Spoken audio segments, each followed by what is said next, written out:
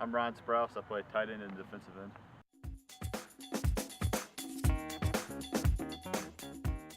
Well, I started playing at a very young age, around flag football, and I played up to my 6th grade year, and then I took a little break from the game, and this is my first year back.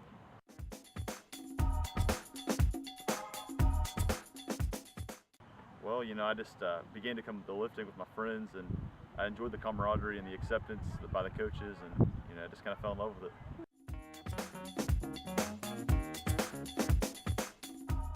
When I was younger, a group with Tim Lindsay and the Lindsay boys and C.R. Rohrball came through, and I really looked up to them at a young age.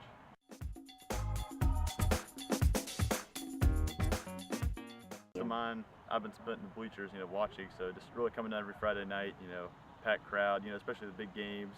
They were a lot of fun, and watching my friends and just rooting for them.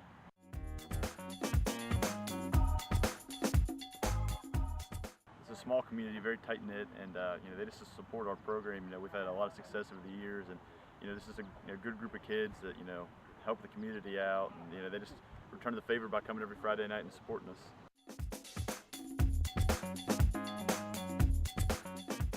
I'll give a shout out to my brother. He's gonna be a freshman at Alderson Broaddus University, and he'll be playing basketball, so I just want to wish him the best of luck.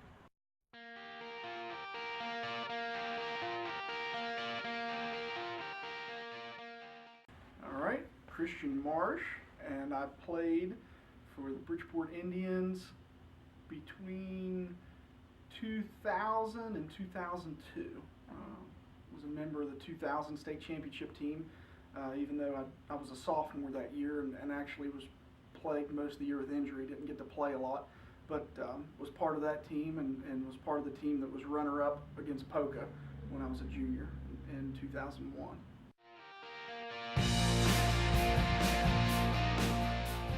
All right, well, that gets a little complicated.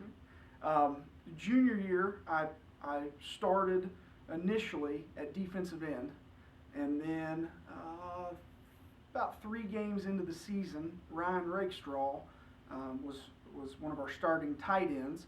He went down with a torn ACL, I believe, and so about 3 games into my junior season, I found myself starting both ways, and so kind of went from not playing much varsity at all my sophomore year to in 2 or 3 games starting on both sides of the ball, and had to kind of grow up in a hurry. But it was a great experience, getting to play both sides and getting, as a junior, getting that much playing time. It really built my confidence for a good senior season and good playoff run. And so I played defensive end and tight end. And then senior year, after the first game, which I also played the same positions, they decided to move me from defensive end to outside linebacker. So in the span of a week, how do I want to put this? In the span of a week, Josh Nicewarner, who at the time was a volunteer on the team, who's now the head coach, gave me a crash course on being a linebacker. And I wasn't a stranger to what the linebacker's responsibilities were, but I certainly had never played there. I'd played defensive end freshman year and sophomore year and junior year, and had started senior year at defensive end. I'd never even really imagined that would have happened, but they needed someone with some speed on the outside and running pass routes as I did as a tight end, and kind of being on the outside of the line and running those routes and running with the defensive backs. I was able, that was probably one of my best attributes, was I was able to run with the smaller guys and hold my own speed wise, but that was something I really enjoyed. I really enjoyed defensive end too, but playing linebacker, there's just a certain instinct where you have to, at some point you have to decide whether it's a run, whether it's a pass, and what direction you're going to move. Where at defensive end, you've got a limited set of responsibilities, and I like the freedom to think. I kind of, I may not have been the best athlete on the field, but I prided myself in being one of the smartest players and in hustling and having the most heart. So it was kind of up my alley for a thinking player to be able to make those decisions on their feet, and it was great. I also, senior year, was the place kicker. I was backup to Tyler Dodd sophomore and junior year, and Tyler was a tremendous kicker. I often thought I was a pretty darn good kicker, and Tyler had 10 yards on me all the time, so he was a really, really good kicker. And so I got to kick extra points and field goals senior year, and that was a pretty cool experience too.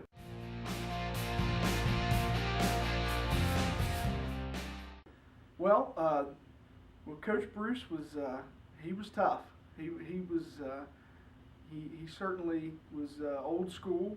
He was pretty rough and tough. He had his own way of showing he loved us. I can tell you that. He definitely was on our side. He was definitely, you know, a player's coach, but he was tough, hard-nosed football coach, and he gave me a fair shake. That was what I liked probably best about Coach CAREY, was he gave me a fair shake, and it gave me an opportunity to showcase my skills, and I think overall he was a really good coach.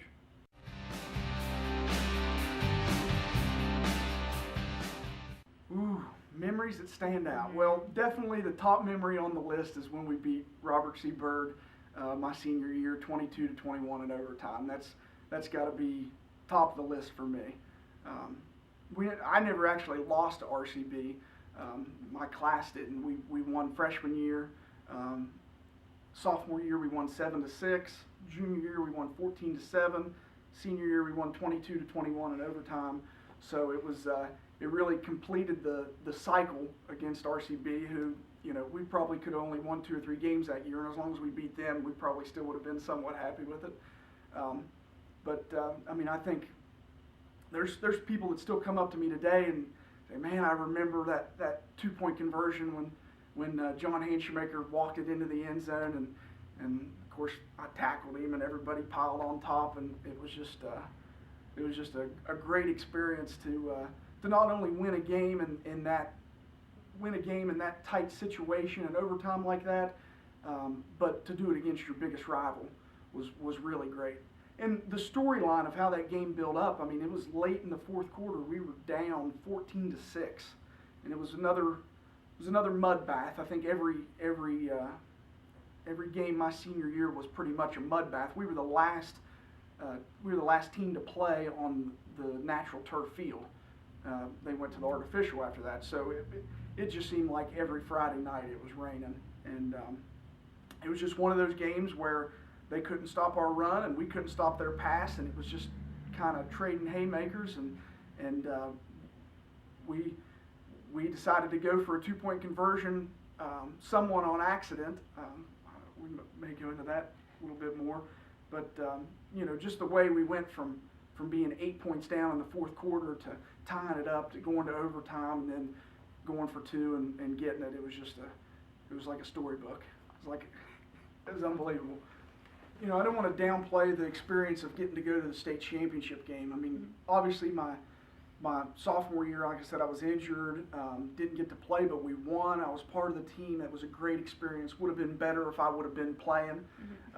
Junior year, even though we lost to Polka, you know, the opportunity to walk out on Wheeling Island, walk out on the field, and you know, to be announced as one of the starters, starting on both sides of the football, and right off the bat, second play of the game, catch a big pass, I think it went for like 26 yards on the second play of the game. It was just maybe the most pumped up I was ever felt at a game. As a matter of fact, I think right before kickoff I went underneath the bleachers and threw up. But I was just so full of emotion. It wasn't that I was even nervous. I was just anxious. I was one of those guys who was kind of pacing the locker room, and it wasn't that I was nervous. I was just ready to start. Like, I mean, you know, kickoff is usually 7:30. I was usually ready to kick off at 5:30. I was ready to get it going. But you know, getting to play at Wheeling Island, of course, I wish we would have won that game against Polka. We gave it a good shot. You know, they ran a couple trick plays on us, and we that seemed to always be our Achilles heel, was falling for some of the trick plays, double passes. But it was a great experience. Back-to-back years getting to go to Wheeling and experience, just the way they treat you and take you out to dinner. And I never had my helmet polished before. We came in the locker room and our helmets are just shining. They put floor polish on them. I mean, it was just great. You felt like you were in the NFL for a day. It was really great.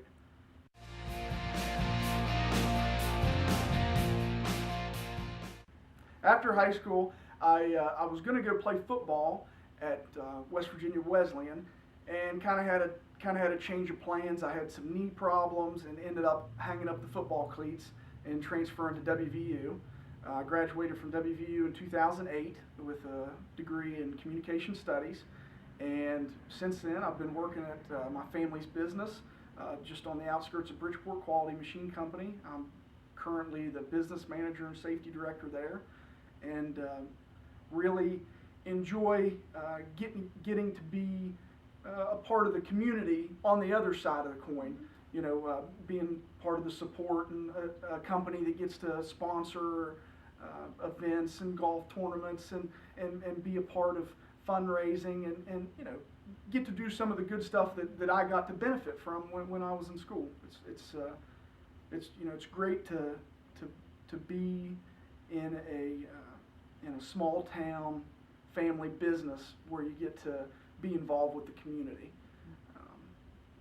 That's probably one of the best parts about still getting to work here in Bridgeport, is being able to give back a little bit.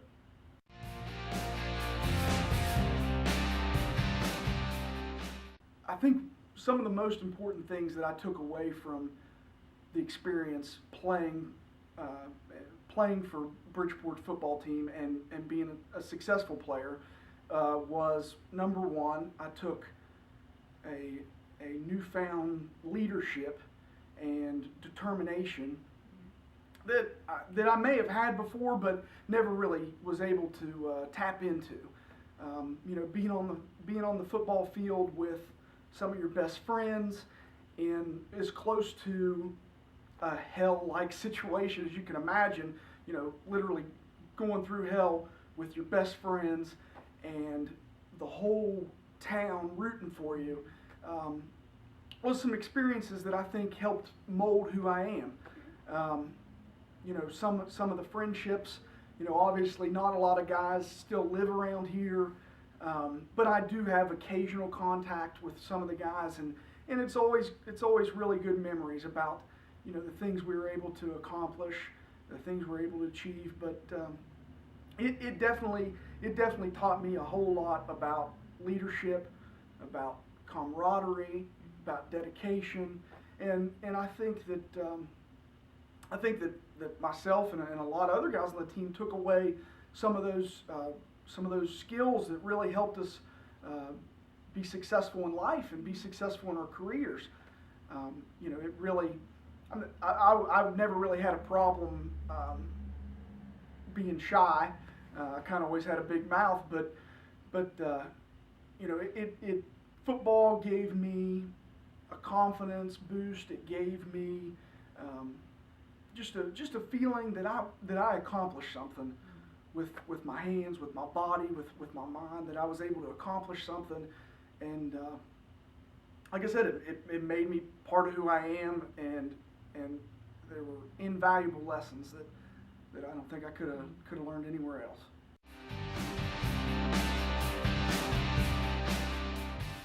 Well, I think every year Bridgeport has the opportunity to take it all the way to the state championship every year. That's one thing I've been asked a lot as a past player. People want to know, how were we able to win year in and year out almost every game? And in the 3 years I played on varsity, we were 36-3. Mm-hmm.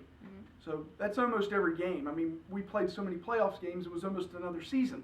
So what I always tell everybody is that it's just a tradition of excellence, that when you walk in the door, you're expected to succeed. Success isn't a reward, it's the standard. You walk down the hallway, you see all the past state champions hanging on the wall. The people in the community are so much behind the football team. Really had some, when I was playing, had some great experiences with people just going out of their way to be nice and courteous to me, all because I was a big part of the team. And it was something I never really experienced before, but I think people that go to other schools and live in the surrounding towns kind of are raised to resent some of the things that Bridgeport football stands for, or maybe some of the things that Bridgeport stands for, but you know, we didn't despise everyone. I mean, we had to bring our A game every Friday night because it didn't matter if we were playing Lincoln or South Harrison or Tyler Consolidated. It was the biggest game of the year for them. So we had to bring our A game every Friday night. And the tradition of excellence mixed with every team wanting to beat us so badly, we got used to that level of pressure, that level of intensity that it took to be that consistent, that dominating, and to win that many football games. It took generations and many teams before us to set the foundation that we were able to build on and to continue the winning streak, basically.